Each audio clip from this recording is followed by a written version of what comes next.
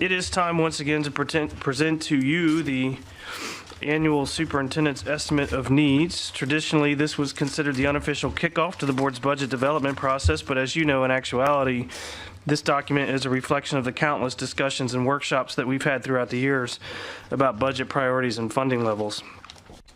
As such, it'll be no surprise to you that this proposed $770 million operating budget strategically addresses critical needs, such as reducing class size, replacing aging buses and technology, and ensuring equitable compensation for our outstanding staff.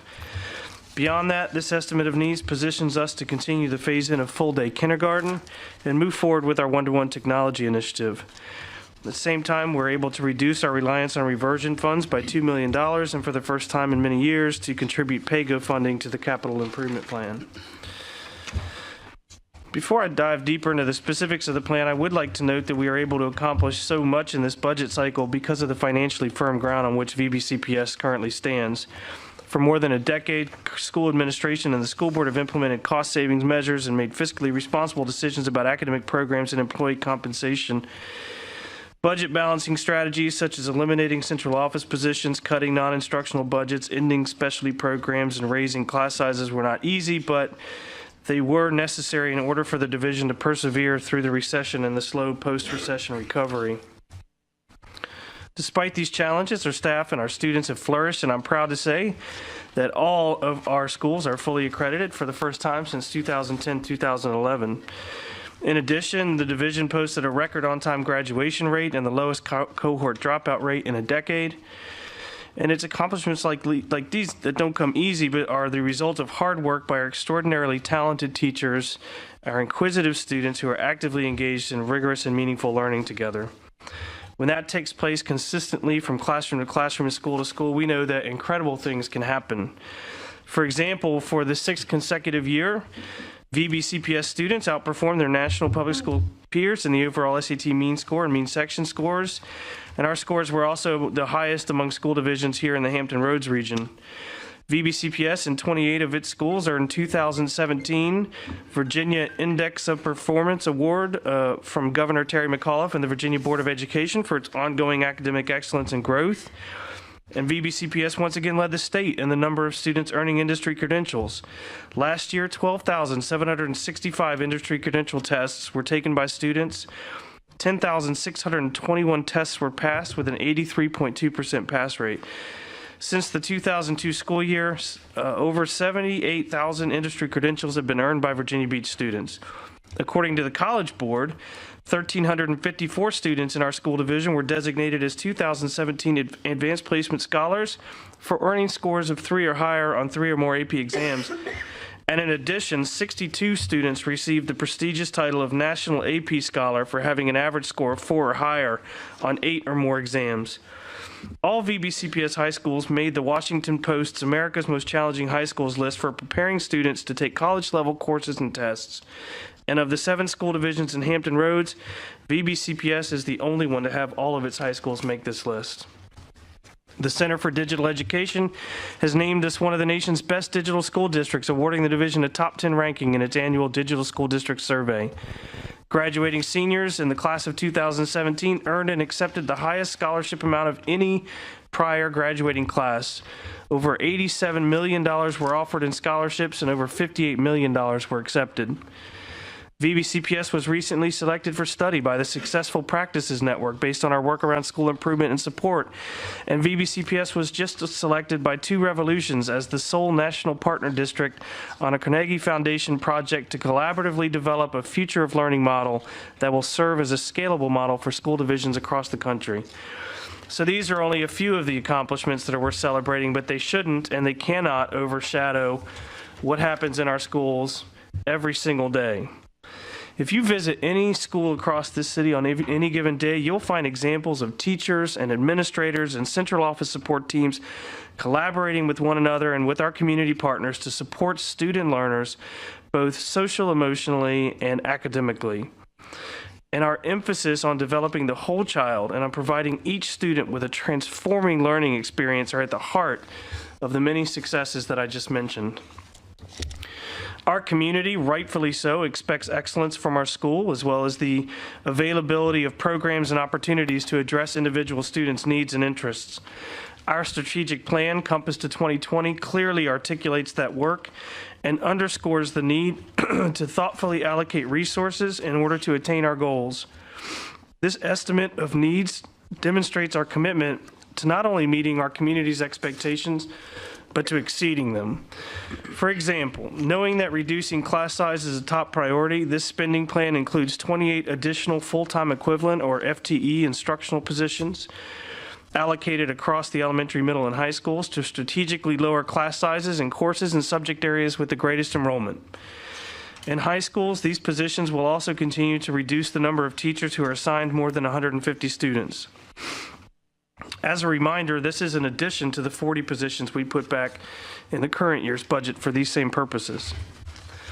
Also, this estimate of needs includes 12 high school counselor positions to augment academic and career planning, as well as social and emotional support programs for students. 10 technology support technicians and 3 instructional technology specialists are also recommended to support the division's one-to-one technology initiative. The addition of the 3 ITS positions, for example, allows us to ensure that each school has a full-time ITS to support our teachers and students in the classroom. In order to retain and attract the most qualified candidates for these and every position in the division, we must deliver a competitive compensation package. To that end, this budget proposal recommends a 1.5% cost of living salary adjustment for all employees and a 0.5% step increase for eligible employees. This recommendation also fully funds the remaining equity adjustments for employees on the unified scale. And we know that healthcare costs continue to be a concern. Therefore, every effort was made to keep any increase as small as possible.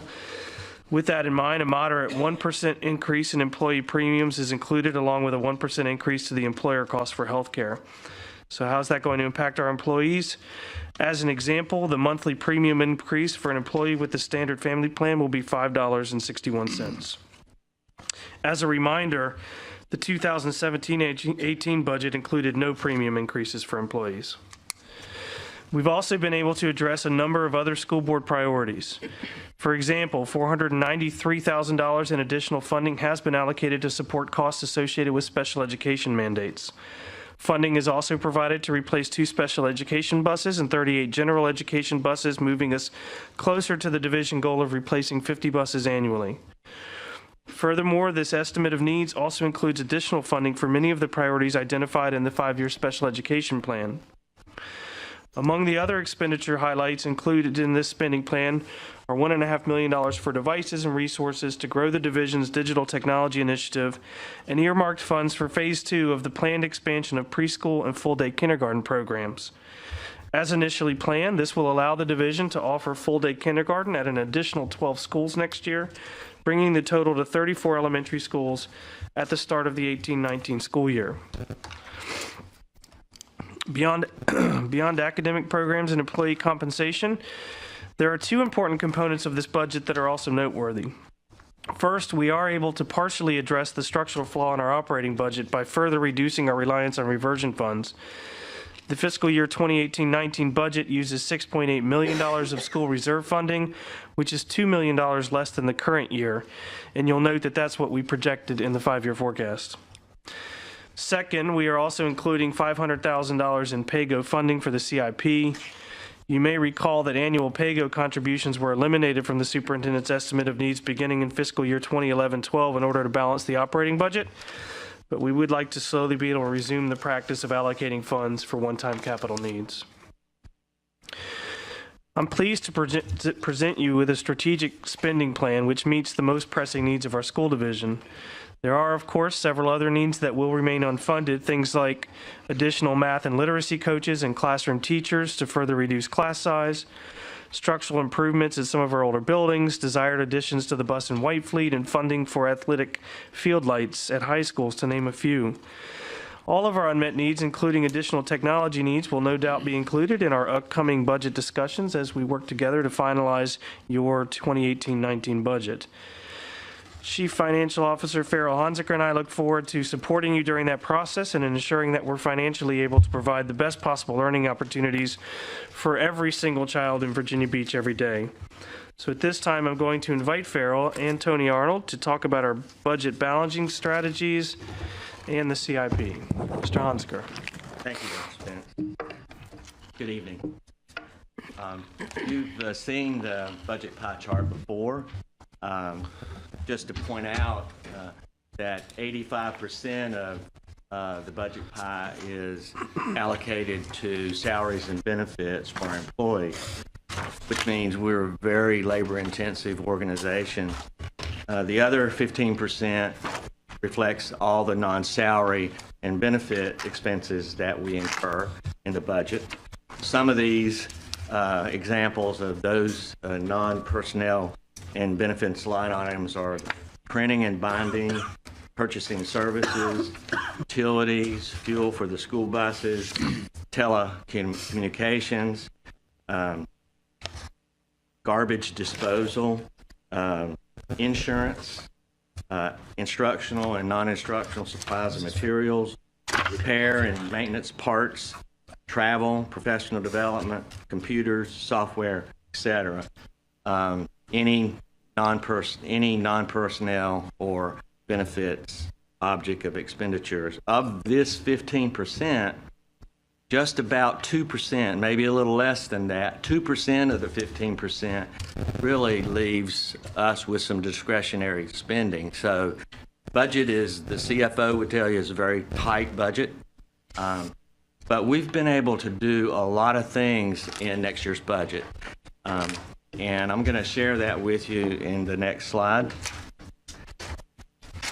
And this is also how we balance the budget for this year. If you see the top third of this slide, that reflects all the revenues, all the sources of funds that we get, including what those funds are from those sources in the current year and what we're projecting in 18-19, and then, of course, any change to that.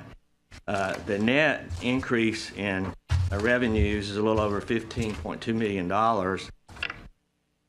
Then if you look at the expenditure section in the last two-thirds of the slide, you'll see some credits with brackets around it, meaning that's a positive in terms of it's not an expense. And the baseline adjustments, that first one, as you know, we don't build a budget from one budget to the next budget year using budgeted dollars of the current year. We project what we think our expenditures are going to be in the following year, and that projection is what we use to base the next year's budget on. So we were able to make, if you will, some baseline adjustments. We had, as you know, over the years, kept trying to increase our expenses for VRS. We struggle with finding the funding to do that. And lo and behold, this year coming up, we actually are able to reduce the VRS costs because they changed the factor or the formula for calculating it. So that's going to save us almost $2.7 million, and so that's really good news. In addition, there's a long-range plan for implementing a new formula for the allocation of custodial staff, and so this is the second year of allocating that new formula. We're phasing it in, and that saves us about $591,000. Their increase for the 2% salary increase, which is 1.5% cost of living and 0.5% for the step increase increment, experience step increase, that's $10.5 million. The completion of the unified scale, the equity adjustments, this would be the last year of that, and we're fully funding that, a little over $2 million. There will be some strategic class size reductions at the elementary, the middle, and primarily at the high school level. That's going to cost us a little over $2.1 million. And then you see some of the others. I'm going to go ahead and name them because these are important new things in the budget that we just haven't been able to do over the last few years. Adding 12 full-time equivalent high school counselors, adding 3 additional instructional technology specialists. As I understand that gives us a full-time position like that in every school. Adding 10 FTE technology support technicians. We've got to have folks at the schools that help teachers, that help keep that equipment and that technology up. And we have more and more technology being implemented in each school. So we've got to put the support behind that. Additional replacement school buses. You know, we have an ongoing need to replace school buses. So it's a total of I guess it's 7 buses, 5 regular ed buses and 2 special ed buses. The bus fleet doesn't necessarily grow. We're replacing older buses, but some of the newer buses come with more and complex technology. So we've got to support that with some more trained technicians. So we're adding 2 maintenance technicians to support the maintenance of the buses.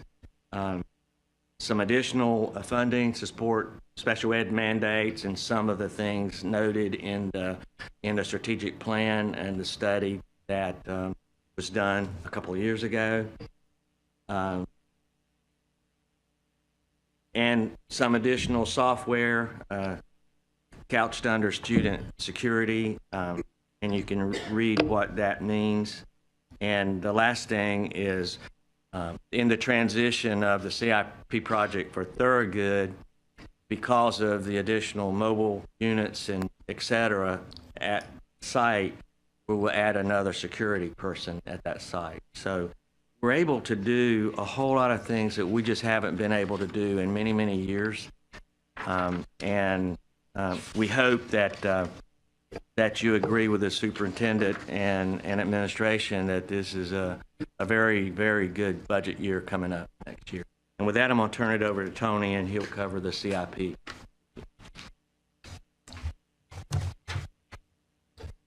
Welcome, Mr. Arnold.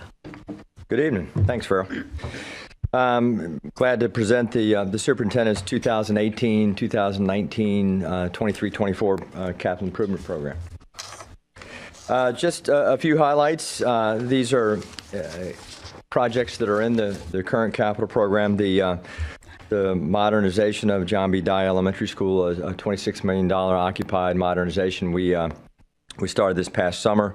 We're about 20% complete. That's obviously fully funded and in the program. The replacement of Thorogood Elementary School, a $28.3 million elementary school replacement.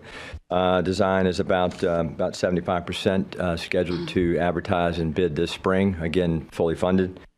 Replacement of Prince Anne Middle School, a $78.9 million middle school replacement. If you've driven down Seaboard Road lately, you'll see that the building has been torn down, and we're pretty close to finishing up the recycling of the building materials.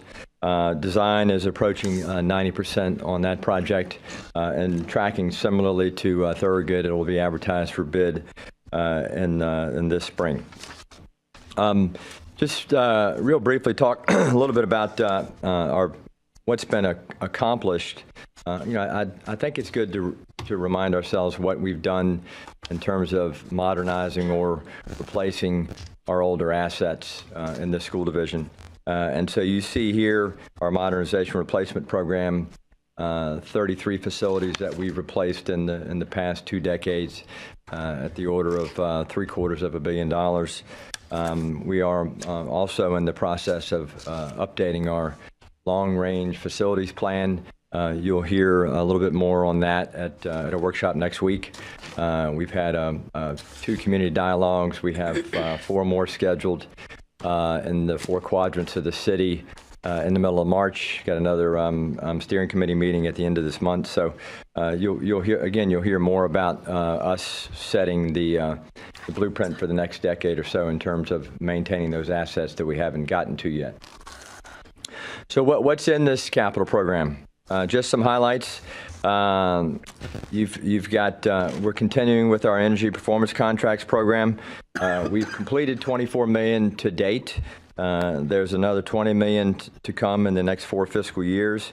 And again, reminding you, when you've got 11 million square feet of assets and buildings that are older, with older technology and older lighting, there are lots of opportunities to run a more efficient business. So that's how, this is one way how we've been able to, while growing in terms of square footage on the order of 8 or 9%, we tear a building down, we put a building back that's bigger. We've been able to reduce our energy consumption over the past decade on the order of about 27 or 28%. And so that's, we talk about the impact on the operating budget and those monies going back into the classroom. That is real significant over time. One other byproduct of this that, quite frankly, we don't talk enough about is the impact on the learning environment. And some of you have been around in some of our classrooms that had lighting that was 20 and 25 years old. And so now all of our performance contracts and new construction projects are lit with fully LED lighting, and the impact on the learning environment, the energy savings aside, is really, really significant and has a real impact on teaching and learning. A project that was new last year, 21st Century Learning Environment Improvements. We call it our library flips. We're flipping 16 libraries in 9 elementary schools, 4 middle schools, and 3 high schools. The furniture and equipment is in the process of being ordered. We're a fair amount of it's light demo work. It's not a heavy construction project. That work is being handled by in-house staff. Our maintenance folks have actually started some of the light demo. So over the course of the next 6 to 8 months, you'll see the heart of these schools transformed and flipped into a 21st century learning environment. It's a really, really cool project. And we picked schools applied and competed for this work, but it was schools that were older, that are not in the queue to be modernized or replaced. So trying to invest back in those schools that are not going to receive significant capital improvements. A new project to the program is the Plaza Annex, Laskin Road office consolidation. We, as you know, have an administrative office annex that's been in the Laskin Road property for quite some time, and a building that is obviously very old. We haven't used it for school purposes in some time. And so the long-term plan for that piece of property is we're still working with the Department of Economic Development, is to market that property and sell it, use the proceeds from the Witch Duck property, the Laskin Road property, and build a approximately 50,000 square foot office addition behind the Plaza Annex, and relocate all of those functions under that roof. That will, we think, I don't ever want to say complete, but together with the buildings we've built in corporate landing for our operations folks, the new bus facility, and that building will solve our long-term office space, administrative space needs in this division.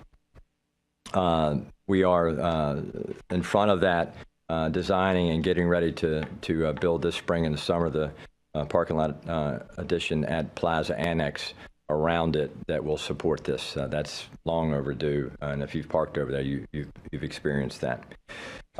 Smaller project, elementary school playground equipment replacement. Playground equipment gets old like anything else that's an outdoor asset.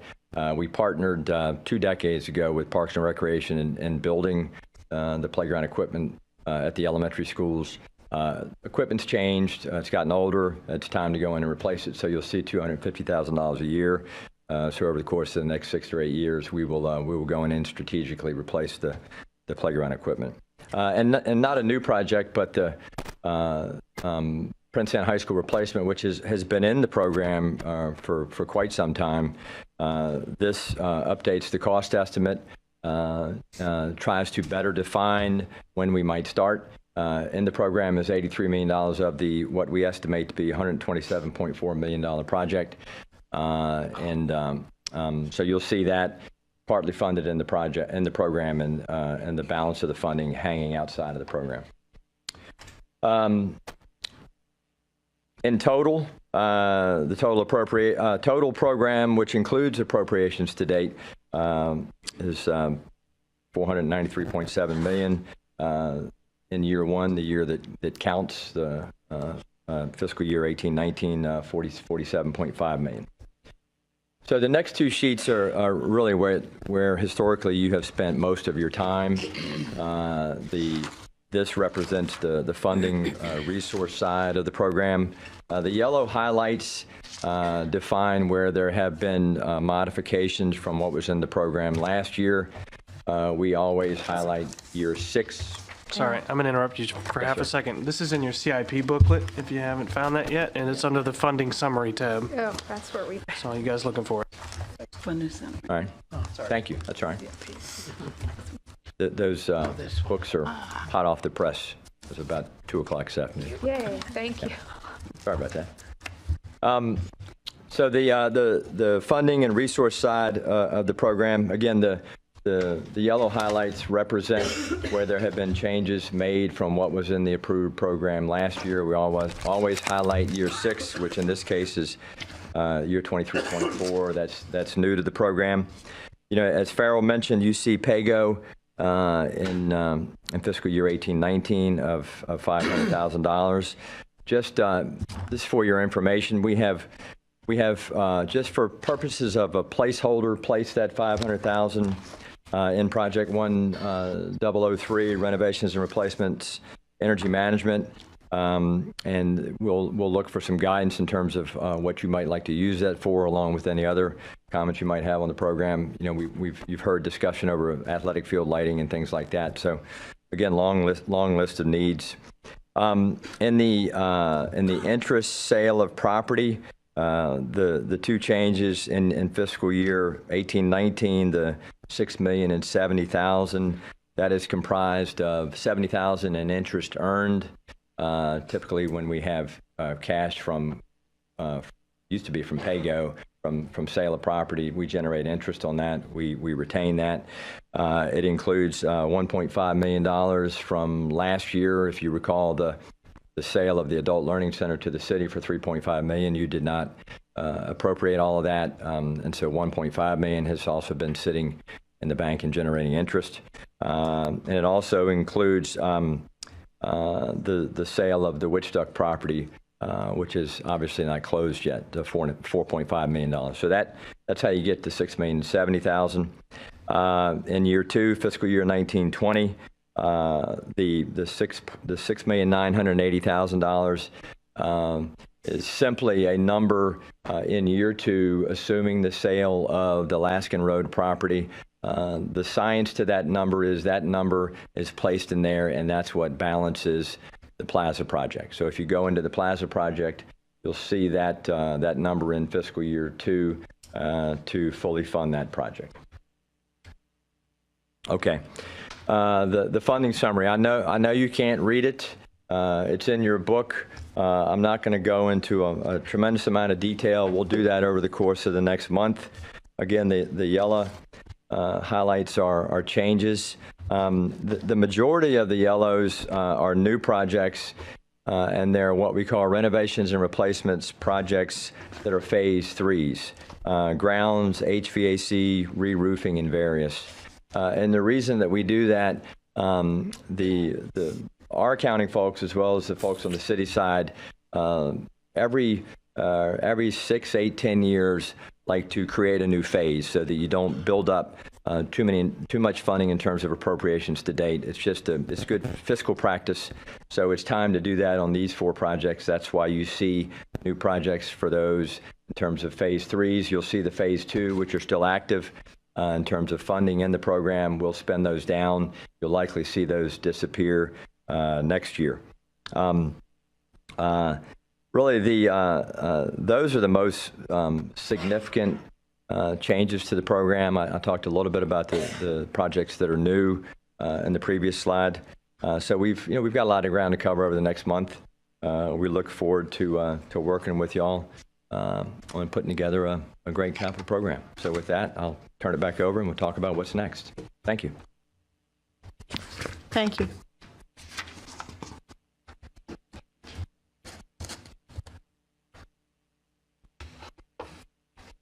Just indicated the dates up here of the next significant things that will be happening all throughout the workshops each week, and scheduled to adopt a budget March 7th. Get document all the details over to the city by the following week. April, we don't have a date yet. Diane is going to be asking Chairwoman Anderson tomorrow. There are three different dates in April that we could present to the city. They've given me 3 dates, so select one, hopefully where the chairman and the vice chairman and the superintendent will coordinate their schedules. And those are also open to the school board. But we don't have a date yet. We won't even have a time probably until about 2 weeks before that presentation. And by May the 15th, by code, the city has to adopt its budget ordinance. That typically happens before that date. So probably between the first week and second week of May, the city will adopt a budget